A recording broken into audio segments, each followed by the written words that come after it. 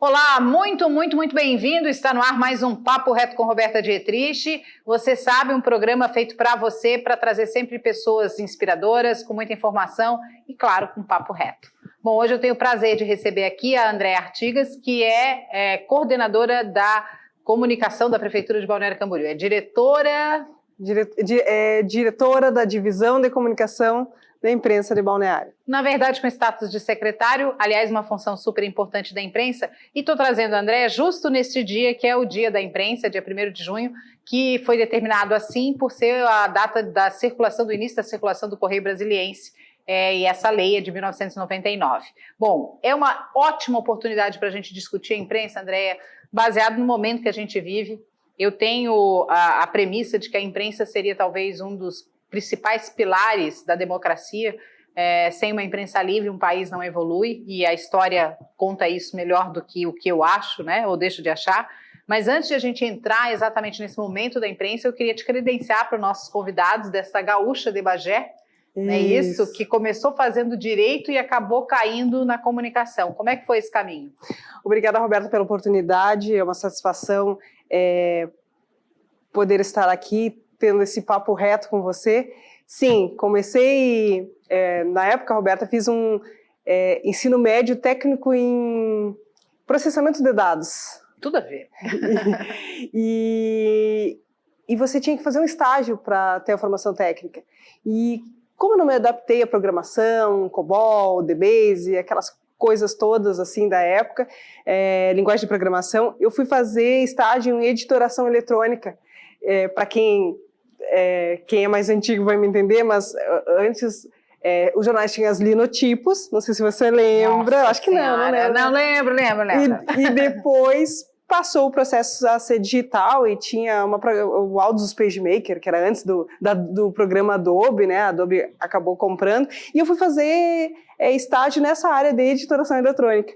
Fiz estágio num jornal que era pertinho da minha casa, Centenário. O jornal tinha 140 anos, diário. Eu já admirava bastante aquele jornal, por ser vizinha, entender como é que funciona, chegar o pessoal com a matéria da polícia, eu já achava um barato. Consegui o estágio, fiz 3 meses e acabei ficando como uma das diagramadoras. Fiquei 3 anos nesse jornal, fazendo diagramação de jornal, então você montava ali como um quebra-cabeça e para ir para as linotipos para imprimir. E depois acabei indo para... E por conta disso, Roberto, meu horário era das 5 à meia-noite, a hora que fechava o jornal. Então, eu gostava muito já de jornalismo, mas a única faculdade que tinha de manhã era direito ou veterinária. E aí, como eu tinha uma ideia que não poderia ficar sem fazer um curso superior, eu fui cursar direito. E aí, esse curso não termina? Esse curso não termina, eu faço 2 anos de direito, amava direito penal na época, direito constitucional, era algo que me atraía, mas eu estava dentro de um veículo de comunicação, eu já amava a questão, as possibilidades que o jornalismo te proporciona, em termos de cidadania e exercer um papel social. Então eu acabei aceitando ir para um outro jornal, que era o jornal concorrente, também diário, e esse jornal era ligado à universidade. Então, na minha negociação, eu falei assim, não, beleza, mas então eu tenho que sair às 8h30 da noite, porque eu vou fazer a faculdade das 8h30 da noite às 10 e pouco, e consegui migrar para o jornalismo. E eu demorei muito mais a cursar do que os 4 anos, porque como eu fazia metade das cadeiras, aquilo que era 4 virou quase 7 anos de jornalismo, até concluir esse objetivo. E isso lá em Bagé? Isso lá em Bagé. Aí as portas do mundo se abrem para essa menina. Se abrem. Lá em Bagé, eu trabalhava nesse jornal e é interessante, assim, porque o meu horário começava às 5 e até às 8h30, eu parava e ia para a faculdade, mas esse jornal tinha gráfica dentro da faculdade, dentro do jornal, eu voltava às 10h20 e ficava até umas 2 da manhã, 3 horas da manhã. Isso durante 8 anos. Bastante tempo. Mas estava feliz, estava fazendo jornalismo, estava trabalhando no jornal. E aí, na época, eu recebi o convite para trabalhar na prefeitura, na assessoria da imprensa, porque eu fazia diagramação, então não era incompatível, né? Não mexia com redação. E aí eu comecei a trabalhar, foi onde eu tive o meu primeiro contato com um órgão público, numa assessoria de imprensa, onde eu fui muito feliz, porque foi ali que eu aprendi, eu tinha um mestre maravilhoso, e foi ali onde eu dei os meus primeiros passos na questão da assessoria de imprensa. Depois acabei fazendo um teste para 0 Hora, passei nesse teste, fui para assumir em Porto Alegre, e na época eles disseram, não, André, super legal o seu teste, mas você vai assumir em Blumenau, Santa Catarina, você topa? Eu disse, top. Aí eu ganhei uma semana para vir a Blumenau. Gente, para quem não sabe, de Bagé até aqui dá 1000 quilômetros. Então, não, e é bem, era Grupo RBS, né? Na época, no Grupo RBS. Eu trabalhei 10 anos no Grupo RBS, era isso, assim, era um sonho, tu vai ser né? transferida e tu tem uma semana aí para achar um endereço e tal, e a gente ia feliz da vida, ia feliz né? da vida, feliz sim, da vida. Extremamente feliz. Cheguei num ano que eu acho que jornalisticamente também ficou gravado na história, porque eu mudei para o Vale do Itajaí em 2008, mais precisamente ali em junho de 2008, e na sequência, se não me engano, dia 20 de novembro, por aí, se não estou enganada, ocorre aquela enchente de 2008, que foi... devastadora para todo o Vale. Tem uma coisa até interessante, eu ganhei essa semana para ir para Blumenau, achar um apartamento, e eu não acho, a gente acaba, não deu certo, não achou, e aí um amigo morava em Brusque e disse, Andréia, eu tenho um apartamento na frente do meu aqui, venham morar aqui. Quando eu digo venham eu e toda a minha família. E aí já tínhamos uma família. Já tínhamos uma família. E vem morar aqui, que é pertinho. E eu fiquei pensando, é super fácil ir de Brusque para Blumenau todos os dias, aí começa uma jornada bem diferente do que você morar numa cidade do interior, onde todo mundo se conhece, as distâncias são mínimas, e a gente chega em 2018 aqui, em junho, eu já entro no Grupo RBS, e ali tem a enchente, ali eu tinha muita dificuldade para ir e voltar, não sei se você lembra, mas estourou uma encanação de gás ali. Sim, né? Entre Blumenau e Brusque ali. Isso, e aí o que ocorre? As filas são enormes, porque aí você já não tem mais aquela deilhota para ir. Aí você dorme no jornal. Quase isso, mas foi um período que eu creio que profissionalmente foi um período. E aí já não está mais na diagramação, aí já está na produção de conteúdo. Já no outro jornal, no anterior, eu já me formo e eu já começo na editoria policial. Lembra? Eu gostava lá no direito penal. Eu começo na editoria policial e aqui eu vou para o Santa.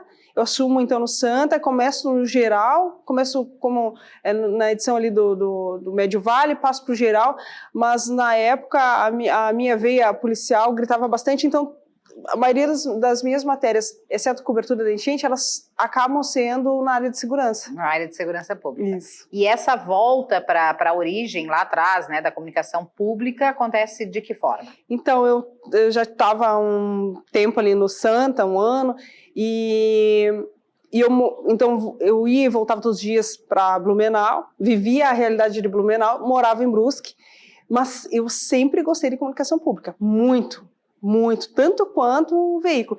E aí uma colega comenta comigo, André, sabia que assumiu um cara de Brasília, lá a comunicação de Brusque, e tá abrindo uma vaga para coordenador. E eu, te juro, Roberto, naquela época eu mandei o currículo assim por descargo, mas sabe, e aí fiz uma entrevista com um cara, André Silveira é o nome dele, e veio de Brasília e tal, e ele disse assim para mim, ele foi antipático comigo, e eu pensei, foi só para cumprir tabela.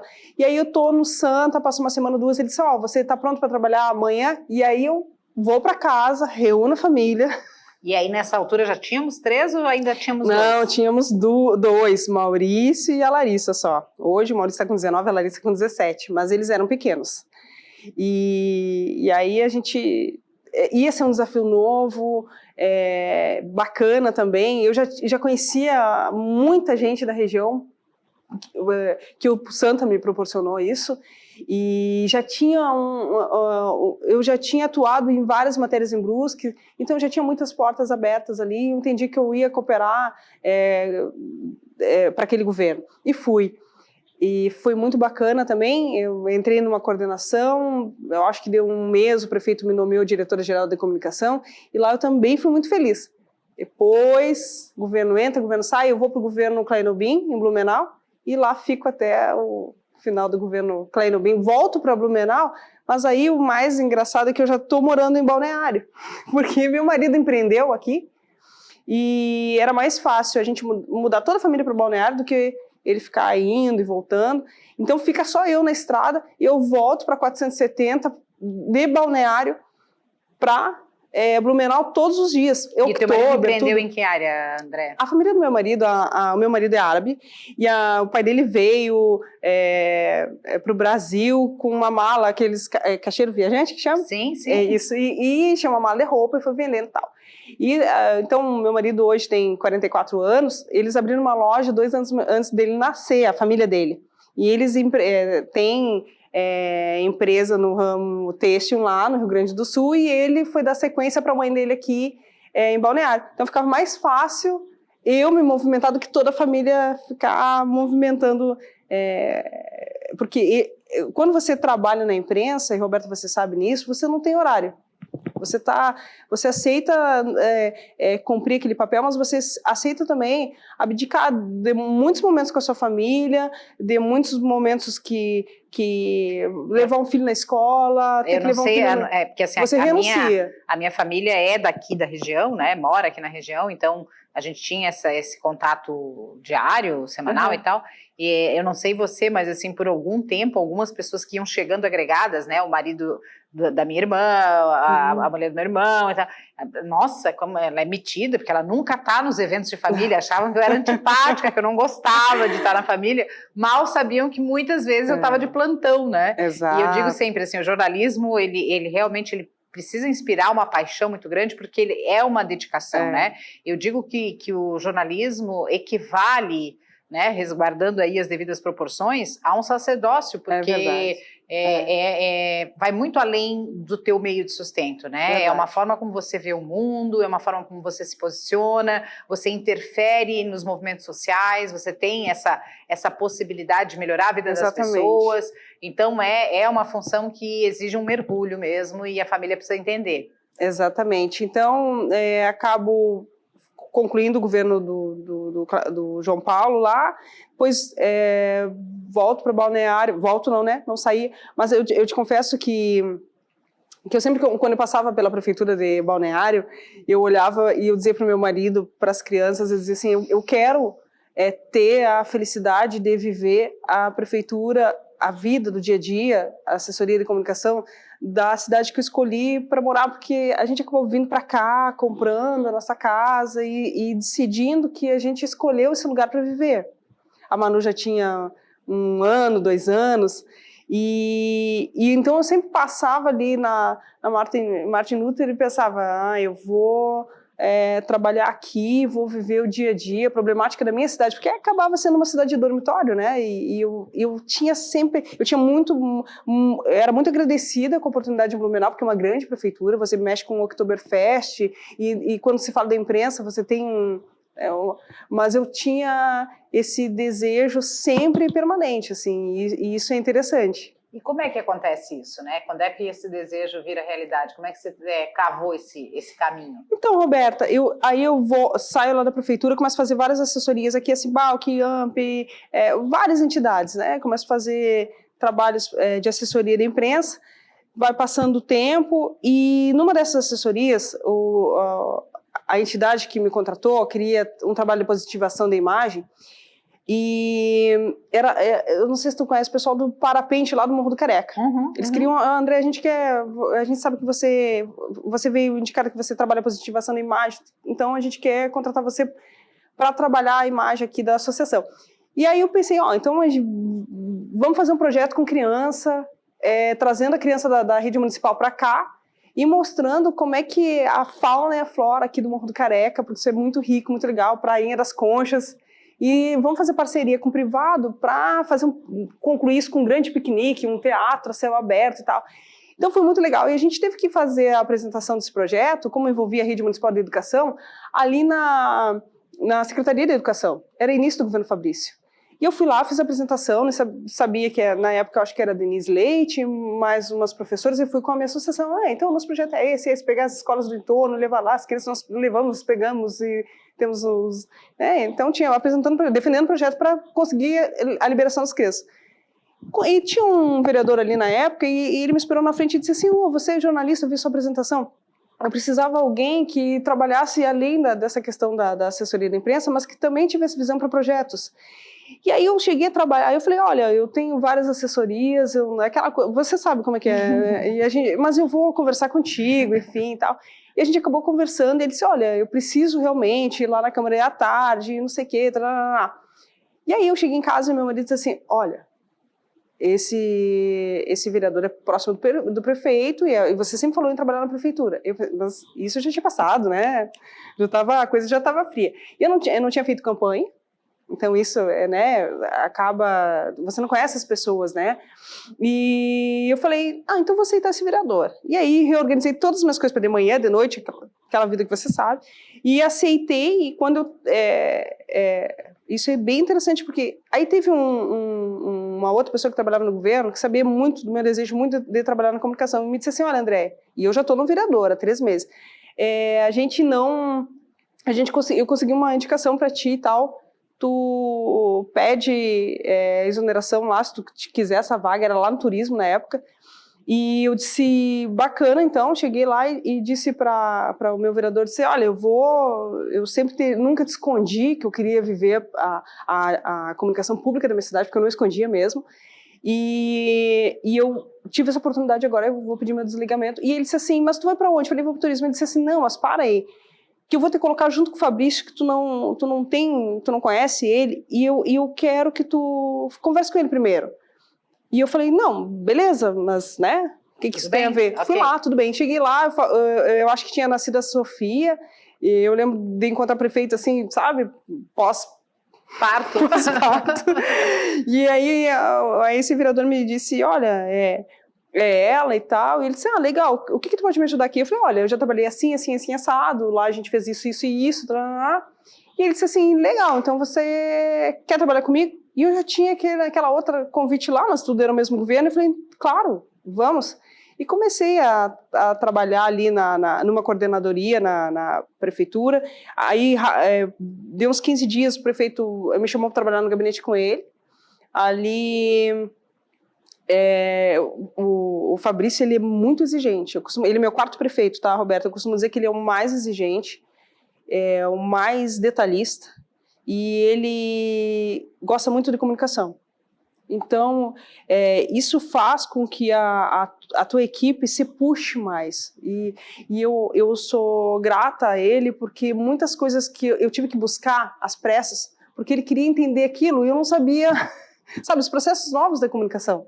Eu tinha que buscar fazer até hoje. Um chefe exigente. Aí, até ontem eu disse para minha equipe, e eu converso bastante com eles, Roberta, eu invisto, não digo gasto, né, mas eu invisto ali mensalmente em cursos na minha área para poder estar à altura dessa oportunidade que me foi dada, que era um sonho. Né? Bom, gente, olha, o papo é bom aqui, né? Vocês viram. Eu vou dar uma paradinha, uma respirada, e eu volto no próximo bloco para a gente falar como a comunicação pública pode ajudar na vida das pessoas e como a imprensa, de uma forma geral, é um pilar importante da democracia. Volto já.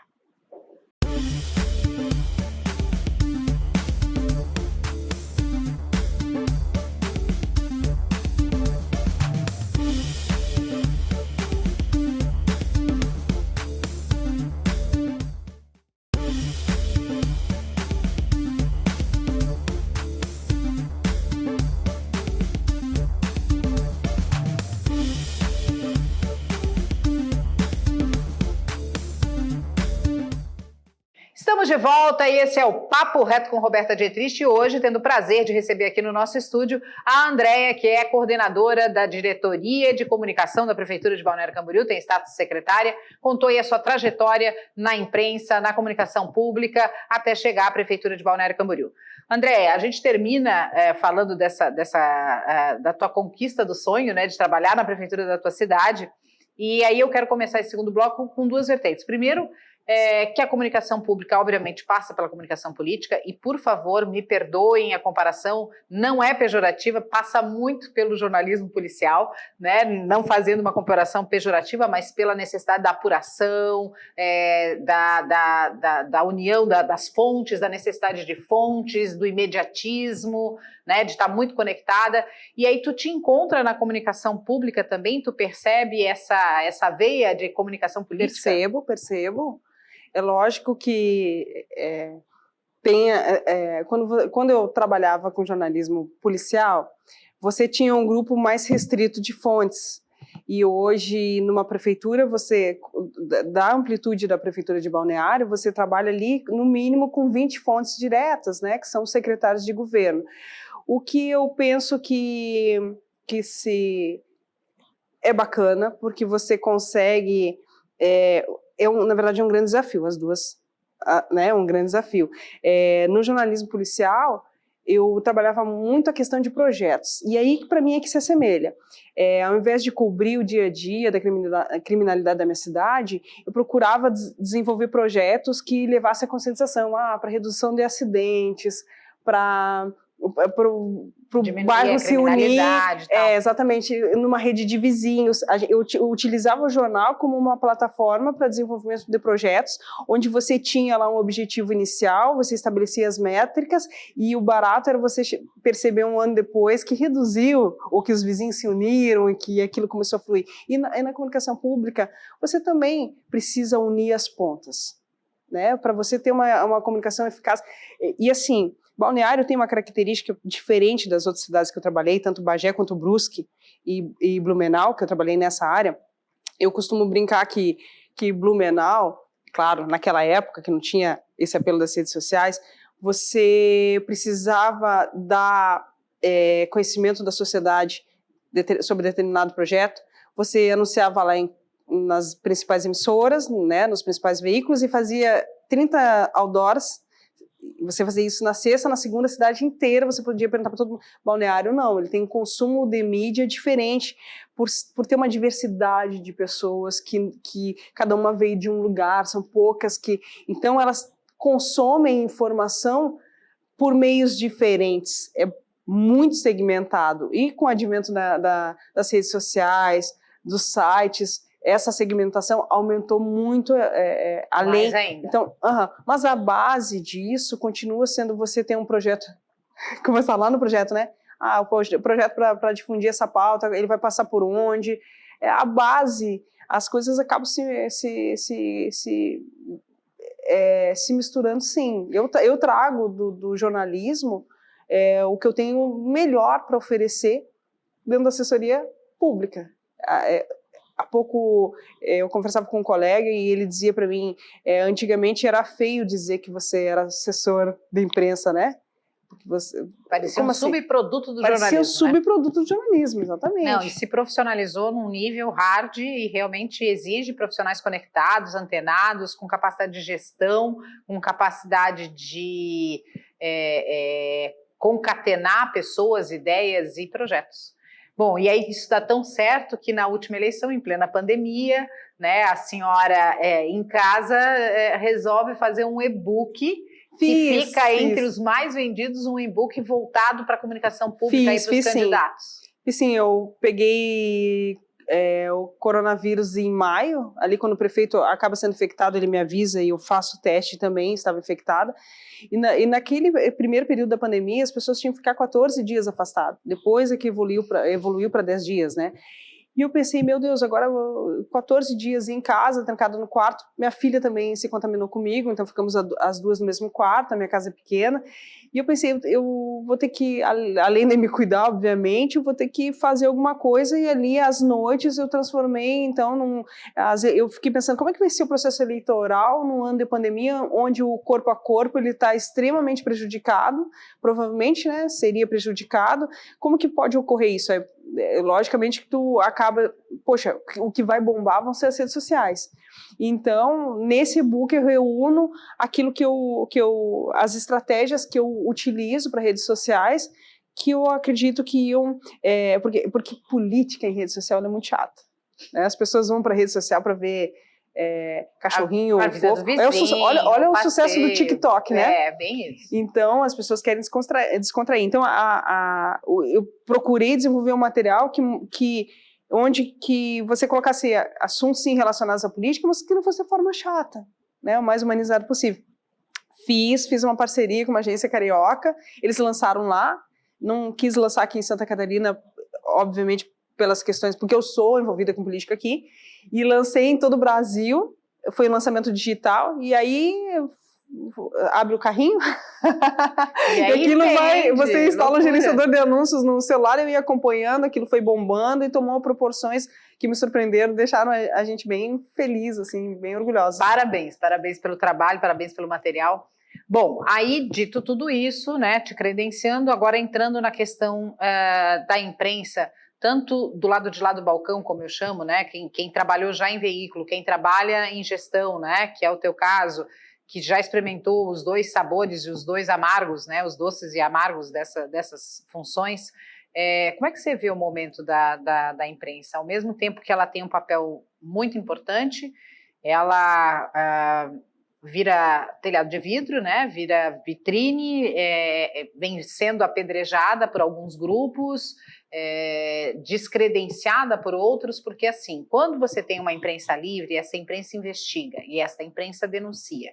Quando essa imprensa é descredenciada, ou seja, repetitivamente, alguém diz que essa imprensa não é confiável, que aquilo que ela diz não é verdade, e você a descredencia, você descredencia o modo da sociedade saber das coisas que ficam impunes nesse país. Então, é esse o medo que eu tenho nesse momento social que a gente vive, em que a internet é muito bacana, mas também dá voz a idiotas, de a gente, daqui a pouco, olhar a imprensa como vilão e não como, né, também nem tanto ao céu, nem tanto, não é o herói, mas não com o papel que ela realmente tem, que é um papel democrático importante para a sociedade. Você tem essa leitura, André? Tenho essa leitura, sim, Roberta. Eu acho que um país que respeita a sua gente, que respeita o seu povo, respeita o direito da liberdade de imprensa, todos os momentos cruciais que o país avançou e deu um passo importante e que ficou escrito na história, passaram pela imprensa. Mas eu sou uma otimista, Eu acredito que eu acredito que esse é um momento de turbulência no que diz respeito à série de ataques que a imprensa sofre, e eu acredito que isso vai passar, porque nada abala a credibilidade da força do trabalho. E a imprensa, ela nunca se abalou, mesmo lá na ditadura, né, quando muitos de nós fomos massacrados, presos, torturados. Então, é um tipo de tortura o que a imprensa sofre hoje. E eu acredito que a gente vai passar por essa fase muito mais fortalecidos do que, ou tão fortalecidos quanto nos outros tempos, porque nada abala a força do trabalho, a verdade acaba sendo... Aliás, as pessoas reclamam das fake news, fortalecendo veículos de imprensa, né? Que tem credibilidade, que faz apuração com técnica e com ética, é que a gente vai acabar com a fake news. Toda força extrema num ponto à direita, né, lei de reação e reação, gera uma força extremamente oposta em outro sentido, né? Não, por favor, usando aqui esquerda e direita como linhas de pensamento, mas, né, sempre que a polarização das ideias, polarização das ideias, sempre que vem um ataque muito feroz, como tem acontecido, por outro lado, gera uma reação também tão igualmente forte do outro lado. E até em função da pandemia e de tudo que a gente está vivendo socialmente, eu entendo que nós demos uma sobrevida à imprensa tradicional, né? Você também tem essa leitura? Também tem esse entendimento. Veículos que vinham caindo de audiência voltam a ganhar audiência, né? Rádio, por exemplo, que é um veículo que eu amo de paixão, já tive a oportunidade de trabalhar também, volta também a ocupar um espaço bacana, e o jornalista bem intencionado, como em todas as profissões, né, gente, vão sempre se agarrar nos maus, mas como em toda a profissão, conseguem fazer com que a gente derrube essas fake news e esse movimento contrário, né, André? Mas é um caminho longo ainda a ser percorrido. Eu acho que a gente vai superar essa, sim, Roberta, e um país que gosta do seu povo, que gosta que respeita o cidadão, respeita a imprensa. É assim que eu penso. E de que forma a comunicação pública, no teu papel, né, dentro de um órgão de imprensa. Esse é o barato. Como eu já estive do outro lado do balcão, eu trabalhei em veículos aqui na região e tal, nesse inteirinho, eu procuro, é óbvio que a comunicação pública, ela às vezes se distancia um pouquinho, mas eu procuro sempre debater as questões com os meus colegas do ponto de vista técnico, não político, porque eu entendo o papel que ele tem. Então, isso é o barato. Eu acho que quando você tem só experiência na comunicação pública, talvez as coisas, sabe, elas ficam politizadas demais. Esses governos que eu trabalhei, Roberta, nenhum era da mesma linha. Eu já trabalhei na esquerda, na direita, no centro. Então, isso é o barato. Eu também acho que o segredo de você se manter numa posição dessas é você ser técnico, assim você consegue estabelecer um diálogo bacana com seus colegas e ter aí um espaço para o contraponto, que é saudável, sempre aberto. Eu procuro fazer isso, sabe? Manter o respeito, uma postura técnica, para que ambas as partes possam fazer se expressar aí da melhor maneira possível. Quem acaba ganhando é a população. Esse é o exercício digno da cidadania, né? A abertura ao contraditório. Exatamente. André, adorei o nosso papo reto. Ficaríamos aqui mais uma dezena de minutos. Sim, duas jornalistas. Imagina, duas jornalistas, o tricô vai longe. Querida, adorei mesmo. Acho que a gente trouxe aí uma boa reflexão para a nossa audiência. Obrigada. Eu que agradeço. Obrigada a vocês. Bom, e nesse Dia Nacional da Imprensa, eu termino o Papo Reto pedindo a sua reflexão, né? Até que ponto você, como agente de comunicação, no sentido de ser um player, né? Só há comunicação quando alguém ouve, quando alguém fala, quando ambos ouvem e quando ambos falam e que usam o meio para que a mensagem chegue de forma mais limpa possível. Existe verdade absoluta? Não, talvez não. Existem pontos de vista, mas o importante é a gente respeitar essa diversidade. Um abraço, uma boa noite e até a próxima.